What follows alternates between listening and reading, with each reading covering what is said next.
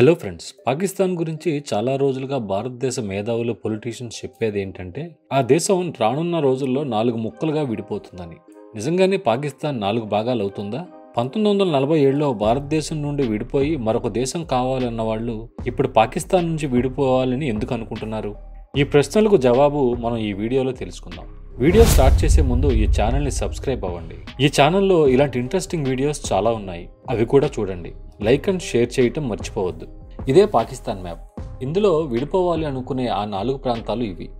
ముందుగా ఆ ప్రాంతాల గురించి తెలుసుకుందాం. మొదటిగా బలోచిస్తాన్. పాకిస్తాన్లోనే అతిపెద్ద ప్రాంతం ఇది. పాకిస్తాన్ దేశంలోనే ఎక్కువ న్యాచురల్ రిసోర్సెస్ ఉన్న ప్రాంతం ఇది. పాకిస్తాన్ ప్రభుత్వాలు, అక్కడి ఆర్మీ ఈ ప్రాంతాల నుండి ఆ రిసోర్సెస్ అమ్ముకొని వాళ్ళు బాగుపడుతున్నారు, కానీ బలోచిస్తాన్ ప్రజలకు మాత్రం ఏమీ చేయటం లేదని అక్కడి ప్రజలు పాకిస్తాన్ గవర్నమెంట్ మీద, ఆర్మీ క్యాంపుల మీద చాలా దాడులు చేస్తున్నారు. ఆ తిరుగుబాటు చేసే గ్రూప్ పేరు బలోచిస్తాన్ ఆర్మీ.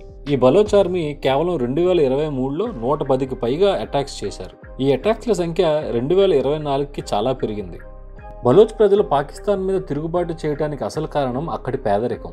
1998-99 లెక్కల ప్రకారం అక్కడ పావర్టీ రేట్ 21.1%.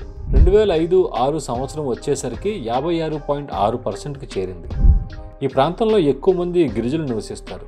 ఈ ప్రాంతంలో నివసించే ప్రజల సంఖ్య తక్కువగా ఉండటం, అందువల్ల పాకిస్తాన్ పాలిటిక్స్లో వీళ్ళ ఇన్ఫ్లుయెన్స్ అసలు లేకపోవటం వల్ల పాకిస్తాన్ ప్రభుత్వాలు ఈ ప్రాంతాన్ని అసలు పట్టించుకోలేదు. వీటన్నింటికి మించి పాకిస్తాన్ ఆర్మీ బలోచ్ల మీద చేసే అఘాయిత్యాలు. డేటా ప్రకారం 2008లో 1012 మంది బలోచ్ ప్రజలను కిడ్నాప్ చేసి హింసించి చంపేశారు. 2020 నాటికి దగ్గర 2 లక్షల మంది మైనారిటీస్ ఈ ప్రాంతాన్ని వదిలి వెళ్లిపోయారు. ఇక అక్కడ మిగిలిన ప్రజలు బలోచిస్తాన్ ఆర్మీగా ఏర్పడి ప్రత్యేక దేశం కోసం పోరాడుతున్నారు.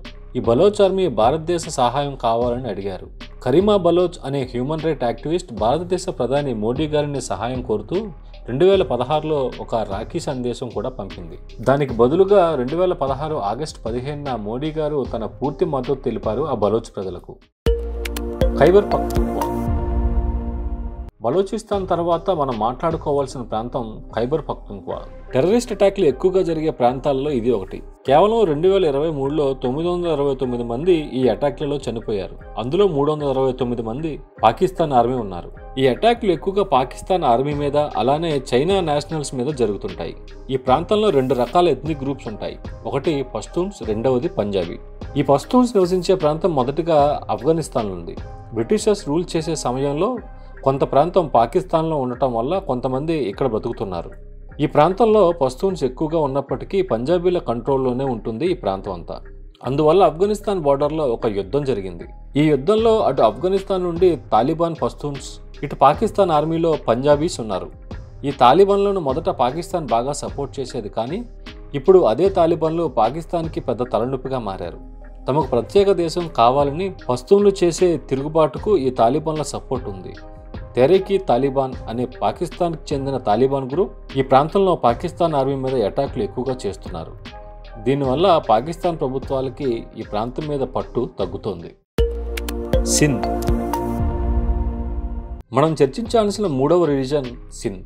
ఈ ప్రాంతం మొదటగా సింధు దేశ్గా పిలిచేవారు. మొదట అరబ్లు, ఆ తర్వాత బ్రిటిష్ వారు ఈ ప్రాంతాన్ని ఆక్రమించారు. బ్రిటిష్ వారు వెళ్ళినప్పుడు ఈ ప్రాంతానికి ప్రత్యేక దేశంగా ప్రకటించలేదు. దీన్ని పాకిస్తాన్లో ఒక భాగంగా వదిలేశారు. ఇక్కడ ప్రజలకు ఈ నిర్ణయం వల్ల అసంతృప్తితోనే ఉన్నారు. ఎందుకంటే ఈ ప్రాంతంలోని ఆచారాలు, వారు మాట్లాడే భాష పాకిస్తాన్కి భిన్నమైనది. వీటన్నింటికి మించి పాకిస్తాన్ భారతదేశం నుండి విడిపోయిన సమయంలో ఈ ప్రాంతంలోనే ఎక్కువగా ఊచకోతలు జరిగాయి.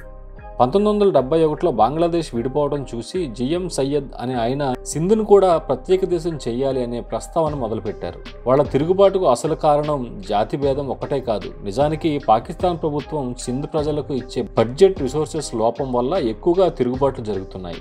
ఒక పెద్ద సింధ్ లీడర్ చెప్పిన దాని ప్రకారం పాకిస్తాన్ రెవెన్యూలో 63% ఈ ప్రాంతం నుండే వస్తుంది, కానీ బదులుగా ఈ ప్రాంతానికి ఏమీ ఇవ్వకపోగా 65% ఆర్మీ వాళ్ళు నివసించే పంజాబ్ ప్రాంతానికి ఎక్కువగా ఇస్తున్నారని అంటున్నారు. అంతేకాదు, తమ భాష సింధీ అయినప్పటికీ ఉర్దూ భాష తమపై రుద్దుతున్నారు అని అంటున్నారు సింధీ ప్రజలు. ఈ ప్రాంతంలో ఉన్న Sindhi liberation army Pakistan army మీద దాడులు ఎక్కువగా చేస్తుంటారు. అన్నింటికీ మించి చైనా ఈ ప్రాంతంలో ఉన్న న్యాచురల్ రిసోర్సెస్ని ఎక్స్ప్లాయిట్ చేయటం, అక్కడ ఇండస్ట్రీల్ని అంతెందుకు వ్యవసాయ భూమిని కూడా కబ్జా చేయటం వల్ల అక్కడి ప్రజలు ఈ చైనా వాళ్ళ మీద, పాకిస్తాన్ మీద తమకు ప్రత్యేక దేశం కావాలనే తిరుగుబాటు చేస్తున్నారు. వీరికి ప్రపంచ నలుమూల నుండి ప్రోత్సాహం, సహాయం రెండూ అందుతున్నాయి. పంజాబ్. మనం మాట్లాడుకునే 4వ ప్రాంతం, ఆఖరి ప్రాంతం పంజాబ్. సెపరేటిస్టులు, పాకిస్తాన్ టెర్రరిస్టులు ఈ ప్రాంతంలో ఎక్కువగా లేరు, కానీ ఈ ప్రాంతాన్ని ప్రత్యేక దేశం చేయాలని విదేశాలలో ఉన్న ఖలిస్తానీ మూవ్మెంట్ డిమాండ్ చేస్తున్నారు. ఈ మూవ్మెంట్ ఇండియాలో పెద్దగా లేదు, కానీ బ్రిటన్, కెనడా, ఆస్ట్రేలియాలలో ఎక్కువగా ఉంది.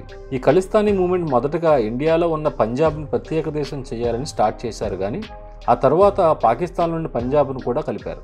పాకిస్తాన్లోని లాహోర్ని హెడ్ క్వార్టర్గా చేసుకోవాలన్నదే వీళ్ళ డిమాండ్.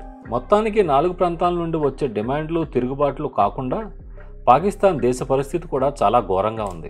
అక్కడ ఉండే టెర్రరిస్ట్ గ్రూప్ని అణచివేయలేకపోవటం, ఆర్థికంగా చాలా వెనకబడి ఉండటం, అక్కడ ప్రభుత్వాలు స్టేబుల్గా లేకపోవటం, అన్నింటికి మించి అక్కడ ప్రభుత్వాలు, ఆర్మీలో ఉన్న కరప్షన్ వల్ల ఈ దేశం 4 ముక్కలుగా అవ్వటం ఖాయం అంటున్నారు.